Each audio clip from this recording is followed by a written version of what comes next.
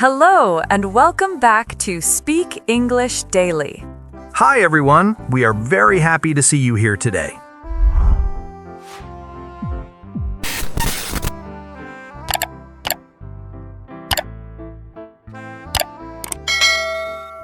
If you want to improve your English faster, make sure to listen, pause, and repeat along with us. It really works.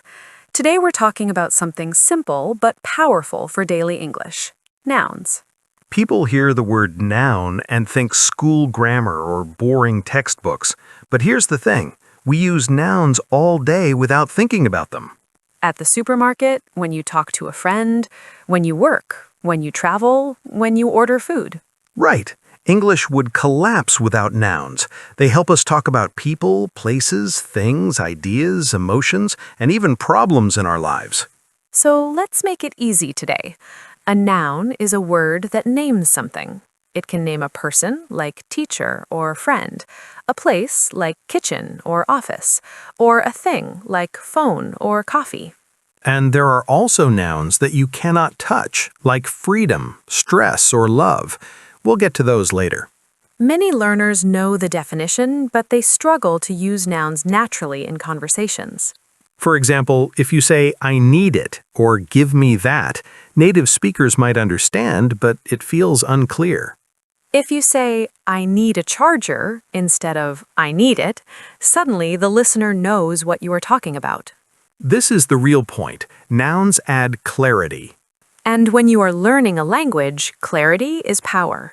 One small background phrase learners can use when they don't know the noun is, "How do you call this in English?" Or you can say, "What is the name of this in English?" Simple, friendly, and helpful. I remember helping a student in a cafe once. He wanted a napkin, but he didn't know the word. He pointed and said, "How do you call this?" And I told him, "napkin." After that, he used the word in every cafe we visited. That's how learning works. You find the noun, you practice it, you use it in real life. And with time, your vocabulary becomes stronger and your conversations become cleaner. So before we go deeper, let's make nouns simple and useful for daily life. Think about the people around you. When you talk about your family, you use nouns like mother, brother, cousin, or husband. When you talk about work, you use nouns like boss, manager, customer, or student. And when you talk about social life, you use nouns like friend, neighbor, or classmate. Every time you name a person, you're using nouns. I had a student who kept saying, "this guy" or "that guy" for everyone. It made his stories confusing. When he learned nouns for relationships, his stories became much more interesting. For example, if I say, "I met a guy yesterday," it's vague. But if I say, "I met my cousin yesterday," you suddenly understand who that person is in my life. This is where nouns make our speech richer and easier to follow. And here's another thing. People nouns help you show emotion. If I say, "My best friend is visiting," you hear excitement. If I say, "My boss called me," you hear stress. True, a simple noun can change the feeling of a sentence. For learners, a useful support phrase is, "I don't know the noun, but it's a person who," and then explain. For example, "I don't know the noun, but it's a person who fixes cars." And then someone can tell you mechanic. That's how language grows through real communication. Also, people nouns are cultural. Different cultures have nouns for different types of relatives. English has aunt, uncle, niece, nephew. Some languages have more detailed nouns for family connections, some have fewer. So learning nouns isn't just grammar, it's learning how a culture organizes people. Before we move on, I have a question for everyone listening. What is one person noun that you use a lot in your daily life? Write it in the comments. You'll be surprised how many nouns you already know once you start paying attention. And if you don't know how to say something, ask people. Curiosity helps you grow faster than memorizing lists.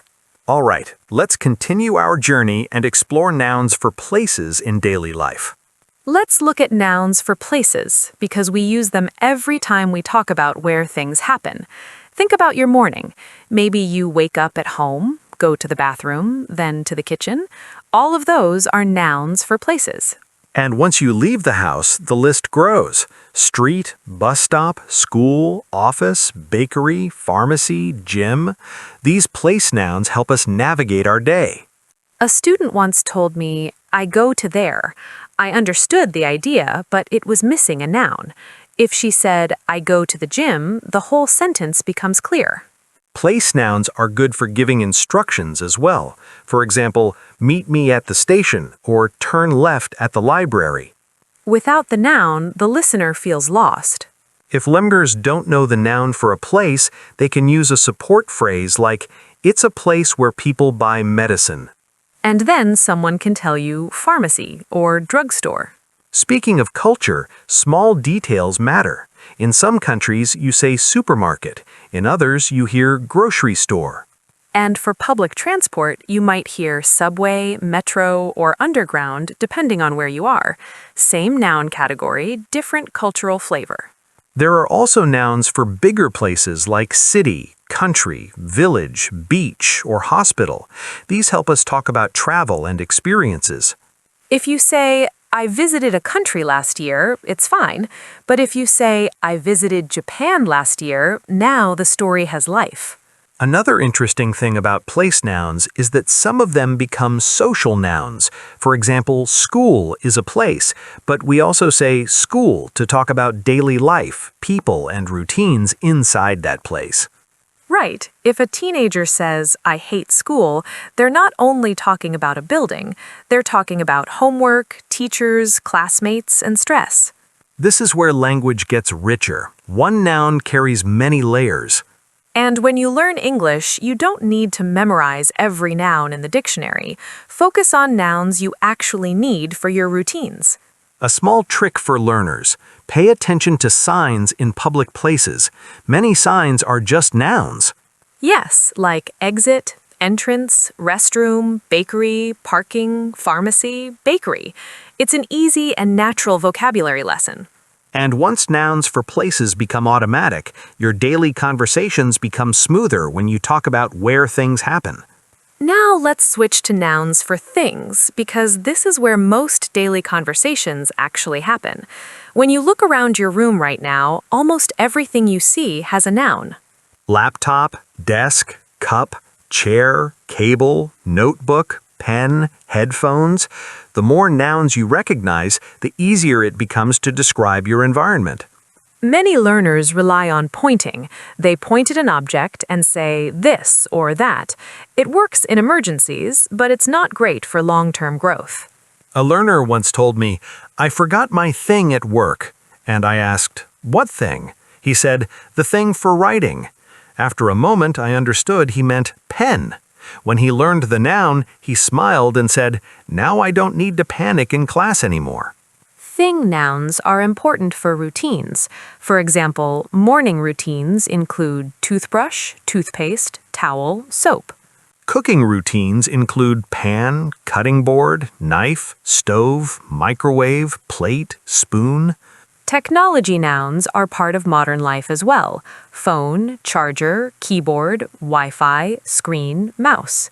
One small support phrase learners can use is, it's a thing for, and then describe the function. For example, it's a thing for cutting vegetables. Then someone can tell you knife. English students often ask if they need to memorize hundreds of nouns. The answer is no. You just need the nouns that match your daily life. And notice that learning nouns doesn't mean filling your brain with random vocabulary. Nouns give you access to real communication. For example, imagine you're in a shop. If you know the nouns for objects, you can ask questions easily. Do you have batteries? Do you sell notebooks? Where can I find headphones? With nouns, you can get what you need. Without nouns, you depend on luck or body language. Another helpful practice is labeling. Some learners put small labels in their home, like fridge, mirror, closet, window. It trains the brain to connect objects with nouns. And the more you hear and use nouns in natural settings, the faster they stick. So nouns for things are not just grammar, they're tools that help you survive daily life in English. Now, let's explore a type of nouns many learners forget but actually use all the time. Nouns for ideas and feelings. These are not physical objects. You cannot touch them or hold them, but they are everywhere in conversations. Think about words like happiness, stress, motivation, fear, hope, confidence, curiosity. These are nouns that describe what is happening inside us. Many students at the beginner level talk only with adjectives. For example, they say, I am happy or I am tired. That's fine, but with nouns, they can say, my happiness is important or my tiredness is terrible today. Using idea nouns lets you express more detail and control. In daily life, people talk about plans, goals, and problems too. Those are nouns. When someone says, I have a goal to learn English, the noun goal gives the sentence direction. If they say, I have a problem with my pronunciation, the noun problem explains what they need.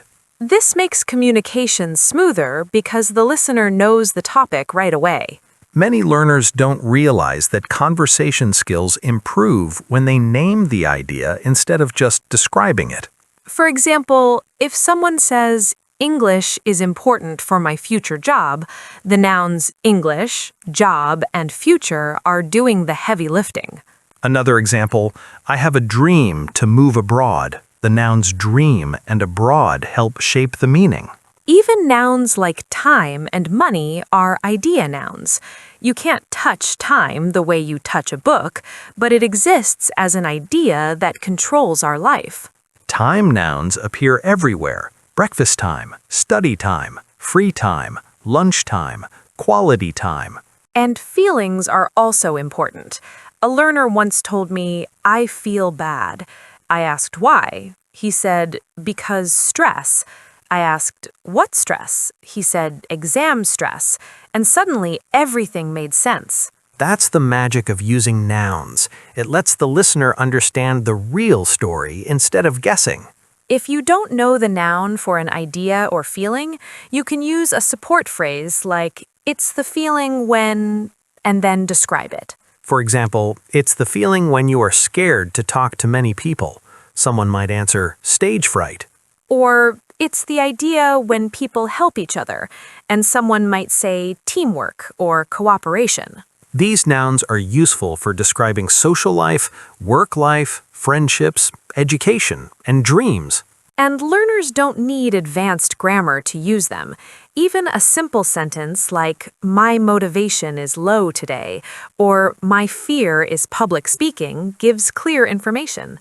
And once you get comfortable with idea nouns, conversations become richer because you are not only talking about objects and places, but also about your inner world.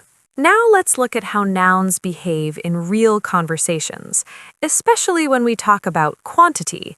English learners often need to choose between countable nouns and uncountable nouns. Countable nouns are the ones you can count. 1 book, 2 books, 3 books, easy.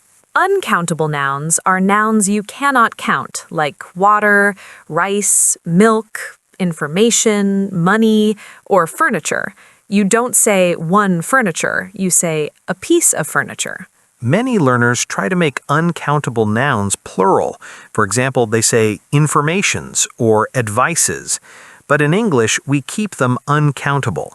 Instead, we create measure phrases like a piece of advice or some information. Notice how everyday life is full of quantity situations. Think about the kitchen. You don't buy 2 rices, you buy rice. If you want to count it, you say 2 bags of rice. The same with liquids. You don't say 3 waters, you say 3 bottles of water or 3 glasses of water. Beginners sometimes panic about this, but it's not as complicated as it sounds. It just depends on whether you can count the noun without help. Countable nouns also use a and an. For example, I bought a camera. I need an umbrella. And uncountable nouns use some. For example, I need some salt. Can you give me some information? A simple background support phrase learners can use when they're unsure is, "Can I say this with a number?" If yes, it's likely countable. If no, it might be uncountable. Another trick is to listen to native speakers in supermarkets or cafes. You'll hear how nouns behave with containers. Like a cup of coffee, a bottle of juice, a slice of cake, a piece of bread. Containers are great because they let us count the uncountable. Culture also plays a role. For example, money is uncountable in English, but the units, like dollars or euros, are countable. Students often say, I need money, but if they want to be specific, they say, I need $10. Even abstract nouns can follow this pattern. You cannot touch love, but you can count experiences of love or types of love when you change the meaning slightly. So learners don't need to memorize big lists. They just need to notice how nouns interact with number, container, and measurement phrases in daily life. Now, let's talk about something that makes English more expressive: abstract nouns. Many learners hear the word abstract and immediately think it's advanced, but actually, abstract nouns appear in daily life all the time.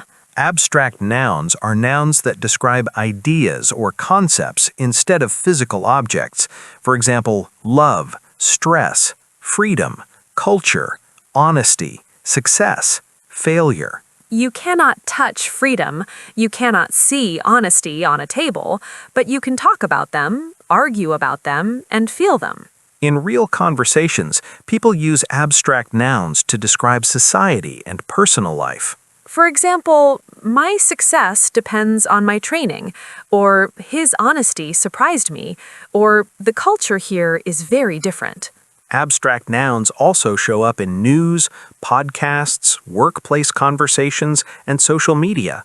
If someone says the economy is changing or education is important, the nouns economy and education are abstract. A common problem learners have is avoiding abstract nouns and replacing them with long explanations. For example, instead of saying, "I need peace," some students say, "I need when things are not noisy and not stressful." It works, but it's long. With the noun peace, the meaning arrives faster. Abstract nouns help us organize complex ideas into simple packages. But learners don't need to learn them all at once. Start with ones that match life: happiness, confidence, stress, culture, freedom. Another important point is that abstract nouns are often uncountable. You don't say two freedoms unless you're talking in a special political context. But you can combine abstract nouns with adjectives. For example, pure happiness, cultural freedom, financial stress, social pressure. This gives you more control when you speak. There's also a social element. People use abstract nouns to express opinions. For example, education should be free, or happiness is more important than money.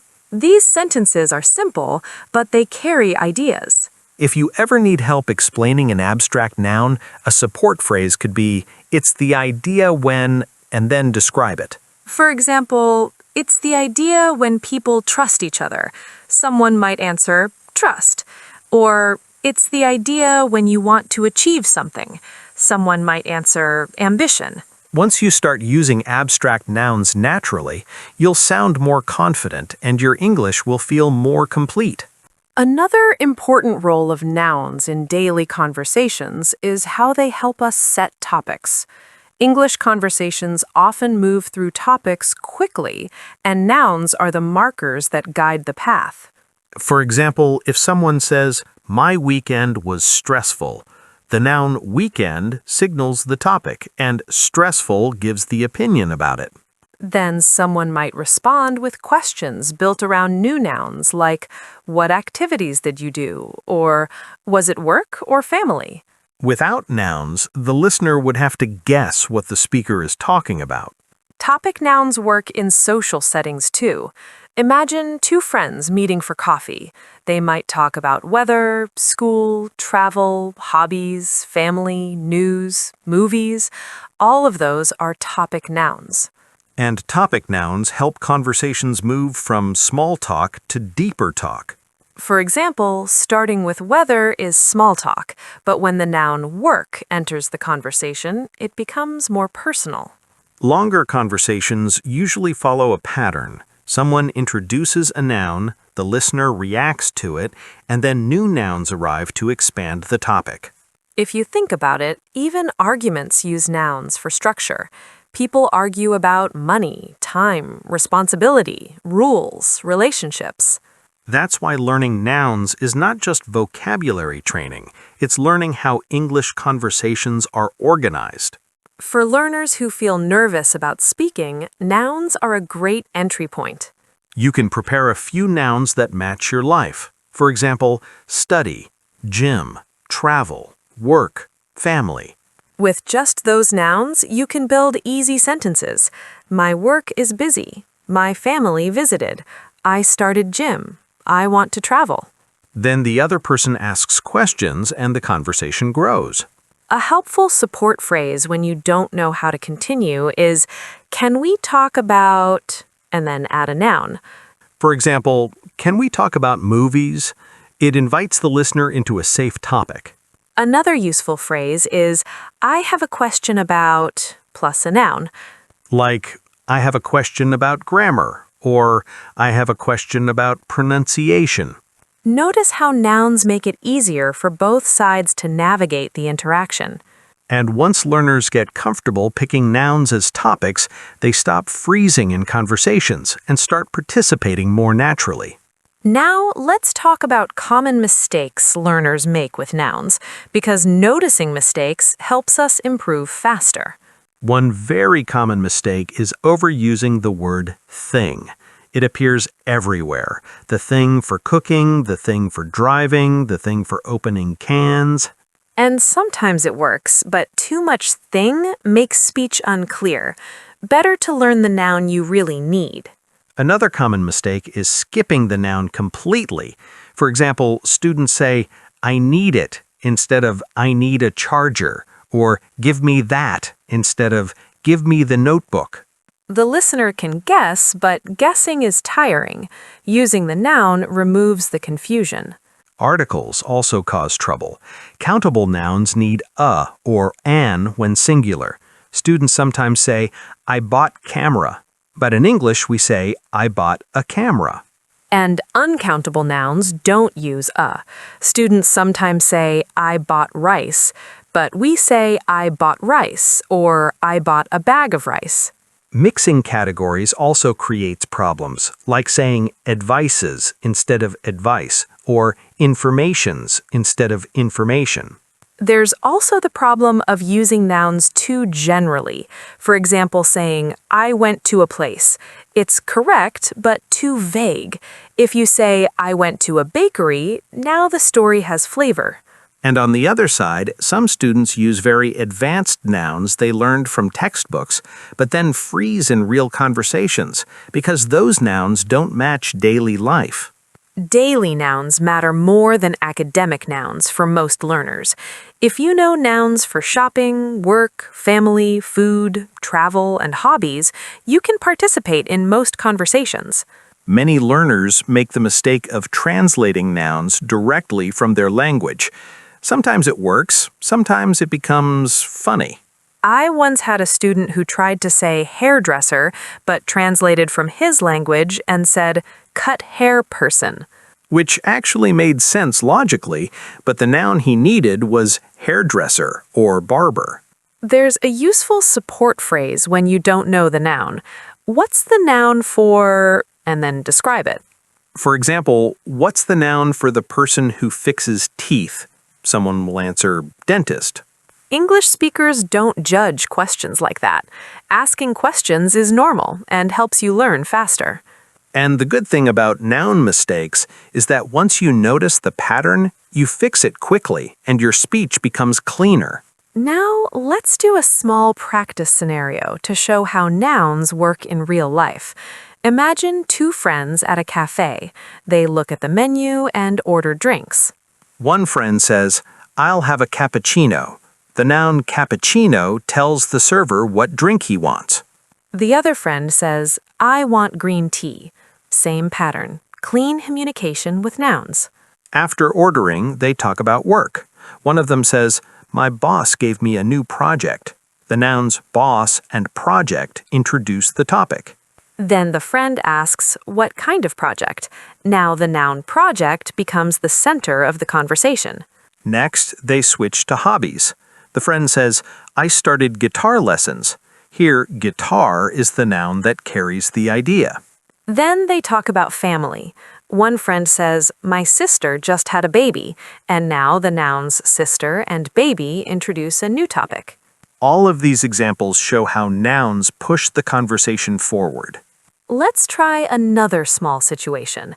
Imagine a learner in a shop. They want to buy bread and cheese. If they only say this and this, the clerk might feel confused. But if they say bread and cheese, the nouns make the meaning clear. If they want to be polite, they can say, do you have bread? Or can I have some cheese? Notice containers again. Cheese is uncountable, so you might say a slice of cheese or a block of cheese. In travel situations, nouns are essential too. At the airport, you see nouns everywhere. Gate, passport, luggage, boarding pass, security. Without these nouns, you cannot navigate the space. Learners often freeze in airports, not because they don't know grammar, but because they're missing the nouns for objects and places. Same with hotels. You need nouns like reservation, key card, lobby, elevator, room, breakfast. A support phrase learners can use in travel situations is, what's this place called? Or what's the noun for this? Real-life communication is built on these small pieces. And the more you practice with real nouns, the less you rely on pointing, guessing, or panic. Let's wrap this up by thinking about how nouns actually help people build their English life. When learners first start, they usually focus on grammar rules, but in reality, nouns are what allow them to function in the world. With nouns, you can buy food, ask for help, talk about plans, and share opinions. Without nouns, conversations stay small, confusing, or stressful. Nouns also connect you to other people. When you talk about your family, hobbies, work, dreams, or problems, you're sharing nouns that represent your life. And people respond to that. When you say, "I love photography," photography becomes a bridge to other people who might say, "Me too," or "What kind of photography?" This is how real English conversations grow, not through perfect grammar, but through shared topics built with nouns. And when you enter new environments, you gain nouns naturally. If you start a gym routine, you learn nouns like dumbbell, treadmill, coach, membership. If you start working in an office, you learn nouns like meeting, deadline, report, coworker.